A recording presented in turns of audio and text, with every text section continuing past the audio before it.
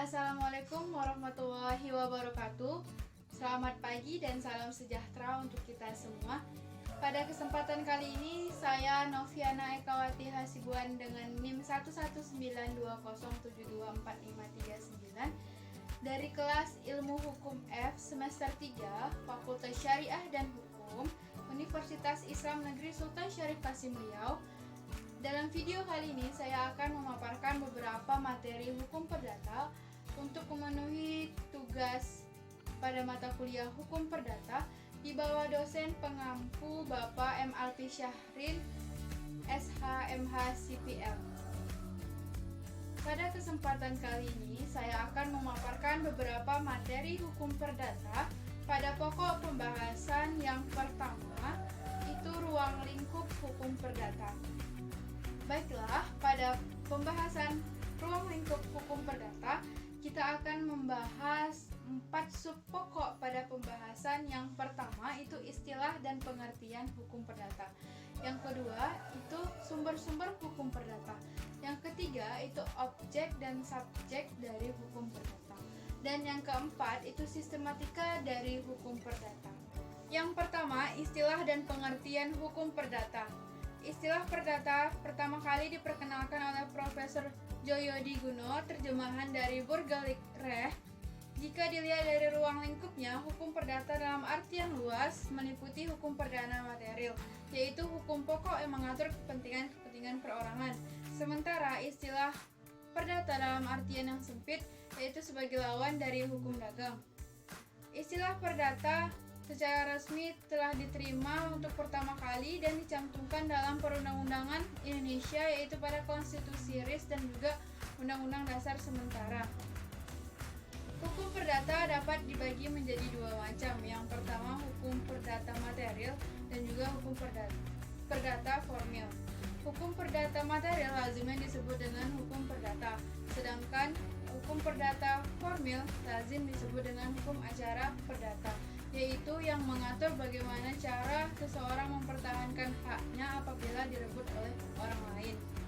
Jika dilihat dari dalam bahasa Inggris, hukum perdata dikenal dengan istilah civil law. Kata civil berasal dari bahasa Latin yang berasal dari kata civis yang berarti warga negara. Hal ini berarti hukum perdata atau civil law atau hukum sipil yaitu hukum yang mengatur tentang masalah-masalah yang berkaitan dengan hak-hak warga negara atau perorangan. Berikut beberapa pengertian hukum perdata menurut pakar hukum. Oleh karena itu dapat kita simpulkan bahwa hukum perdata adalah hukum yang mengatur hubungan hukum antara orang yang satu dengan orang yang lain dalam masyarakat yang menitik beratkan kepada kepentingan perseorangan.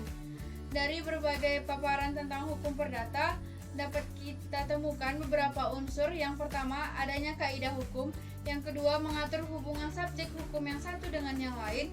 Yang ketiga, bidang-bidang yang diatur dalam hukum perdata meliputi hukum orang, hukum keluarga, hukum benda, hukum waris, hukum pembuktian, dan juga kadaluarsa. Dari substansi yang diatur oleh hukum perdata meliputi yang pertama, hubungan keluarga. Yang kedua, hubungan masyarakat. Yang kedua, itu sumber-sumber hukum perdata. Pada dasarnya sumber hukum terbagi menjadi dua macam. Yang pertama, sumber hukum material, yaitu tempat dari mana materi hukum itu diambil. Sumber hukum perdata materi terbagi menjadi dua, yaitu peraturan perundang-undangan serta keputusan hakim yang dijadikan sebagai referensi.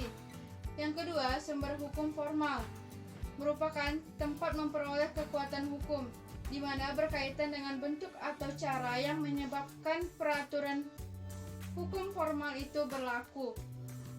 Formal membagi sumber hukum perdata menjadi 4 macam. Yang pertama, KUH perdata.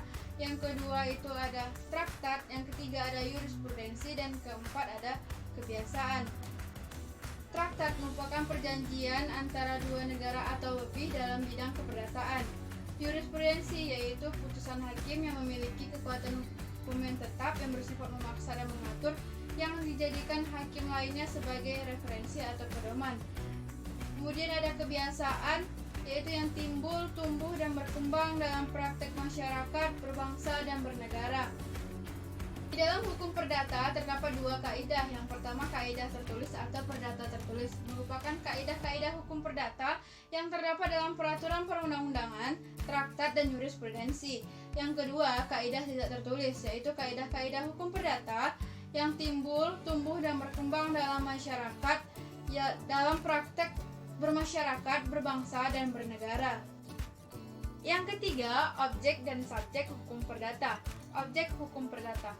Objek hukum adalah segala sesuatu yang berada dalam pengaturan hukum dan dapat dimanfaatkan oleh subjek hukum berdasarkan hak dan kewajiban yang dimilikinya atas objek yang bersangkutan.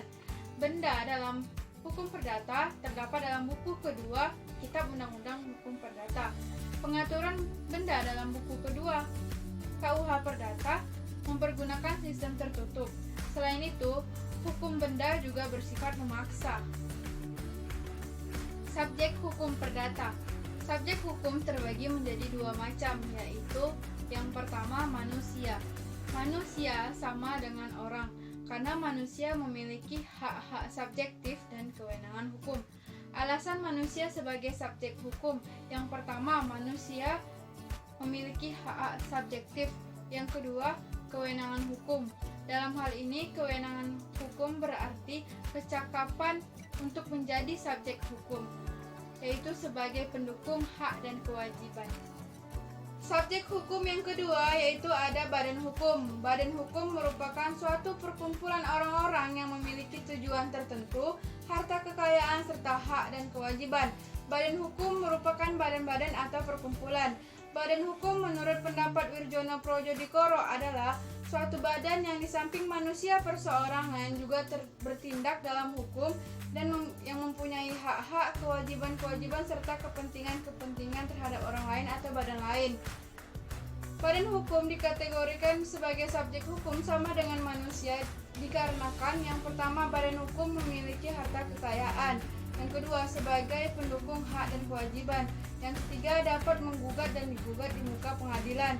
Yang keempat, ikut serta dalam lalu lintas hukum dan melakukan jual beli. Yang kelima, mempunyai tujuan dan kepentingan. Badan hukum dibedakan menjadi dua macam. Yang pertama, badan hukum privat dan juga badan hukum publik. Pembahasan yang keempat yaitu tentang sistematika Kitab Undang-Undang Hukum Perdata. Sistematika KUH Perdata terdiri dari 4 buku. Buku yang pertama tentang orang yang memuat hukum mengenai diri seseorang, hukum keluarga yang terdiri dari 18 bab. Buku kedua tentang kebendaan yang memuat hukum tentang benda, hukum waris yang terdiri dari 21 bab. Buku yang ketiga perihal perikatan yang terdiri dari 18 bab. Buku keempat perihal pembuktian dan kadaluarsa yang memuat 18 bab. Sistematika KUH Perdata menurut ilmu pengetahuan terdiri dari 4 bagian, yaitu hukum perorangan atau badan pribadi, yang kedua hukum keluarga, dan yang ketiga hukum harta kekayaan, dan yang keempat hukum waris. Sekian pemaparan materi tentang ruang lingkup hukum perdata.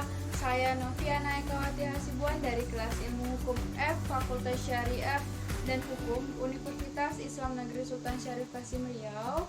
Salah dan kurang saya mohon maaf. Wabillahi taufiq wal hidayah. Wassalamualaikum warahmatullahi wabarakatuh.